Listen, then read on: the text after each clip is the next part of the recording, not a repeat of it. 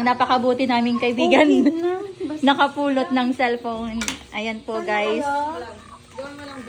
Isosolid niya na po. Napakabuti po talaga ng puso ng taong ito.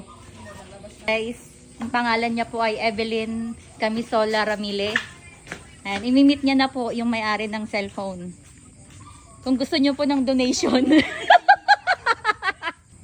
Ayan, ito siya guys. Oh, 'di ba napakabuti kahit ang dilim-dilim guys, walang ilaw.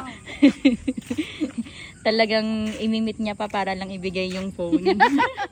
Anong cellphone yan, madam? Itel po.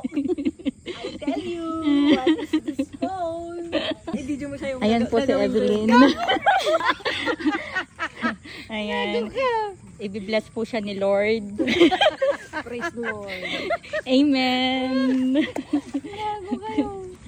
Guys, huwag niyong kakalimutan. I-follow niyo to sa Facebook ha. Mabuting tao to. Evelyn Camisola Ramili po ang kanyang pangalan. Ayan na po yung mga may-ari ng cellphone guys. So, Guys, yan. alwada nyo matodok. Po, naiiyak na po siya. Mabalik na yung cellphone.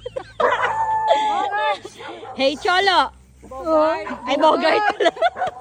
Bogart, sorry naman. Po, ibabalik niya na po.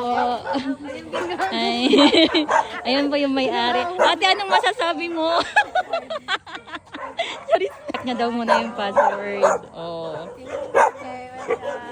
Ayan po. Sige. Guys, nabigyan niya na yung cellphone.